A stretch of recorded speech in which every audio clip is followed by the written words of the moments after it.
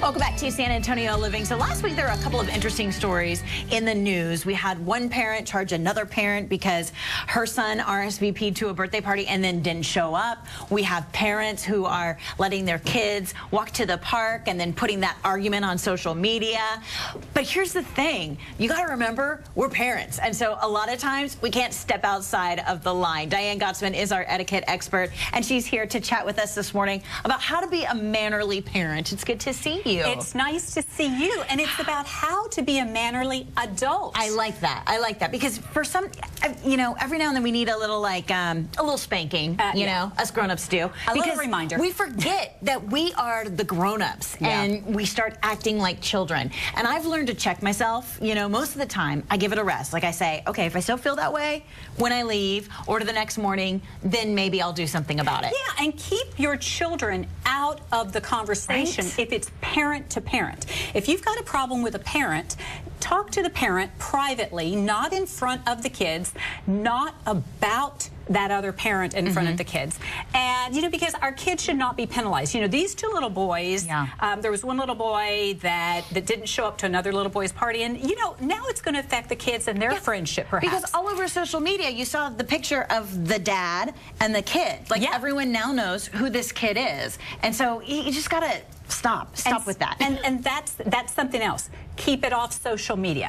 If you have a gripe, unless, you know, you are talking to a company who has a social media, you know, expert, and that's how you want to handle it. And even then, a conflict should stay off social media. And do not include kids in these social media arguments. It is so important to remember. You really have to keep that in mind. All right, so let's think about the fact that as parents, we're role models. And I think that's kind of the most important thing, right? So my grandmother used to say, monkey see, monkey do. You know, she was talking about all of us little cousins, and we would do everything that we saw. Well, that's the same for parents. So everything we do and say when they're young, they are following. Not necessarily what we say as much as what we do. Right. But even as, you know, I hear often, and we have teens now, Shelley, and you know, well, you know, when they're older, they're influenced by other people. They absolutely are. They're absolutely influenced by other friends, by teachers, but they still rely on us. So even as they get older, they are watching us.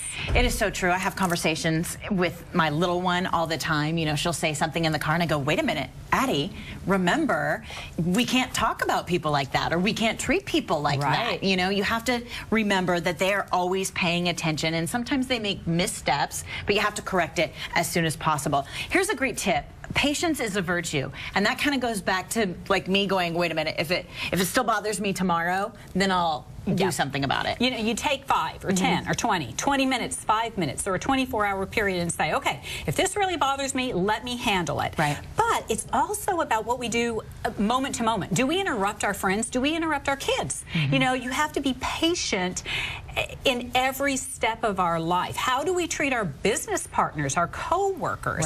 Because, you know, you can tell a parenting style by meeting the child oftentimes, and it doesn't probably move very far away from the way that you treat adults in your daily life. So, you know, treat your partner properly. You can be great to your children, but if you're mean to your husband or your mate, that is sending a message to our kids. So true. Like that one time I sent the whole crew to timeout, right? You guys know?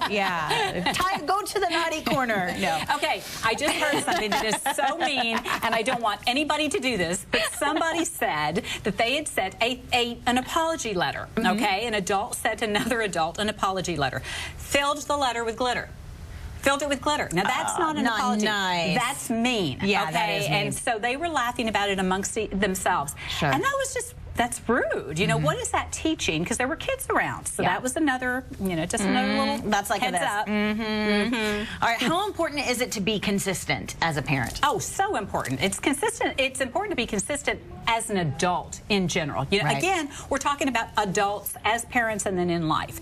So if you want your child to do something, you need to stick with it. So let's say when they're little, okay, you can't give them ice cream before dinner, and you can't give them ice cream before dinner, but then they have a tantrum and you give them ice cream before dinner. Yeah. So, you know, we have to be consistent in order to set a pattern, and we have to do that in life as well. We have to know how to set our boundaries and learn when it's okay to say no. It's okay to say no. It is okay. It's real hard. Yes. But it is okay. It's a leadership skill to be able to say no as an adult. And then also you need to be able to forgive too, right? That's important. That is the biggest leadership skill of all. Yeah. So I'm sorry is a character builder. And if you add the word but to it, it negates everything. I'll tell you what, it's so true. Like, here's the thing. You could do, in my family, everyone, you know, I'm like, people, they don't say I'm sorry, but they'll do the things that lead up to it, but then they don't say it. I can't count that. I want to hear it. I can't count it. I want to hear it. I want to hear the words, right? And then let it go. Yeah. Once you have apologized or once they have apologized,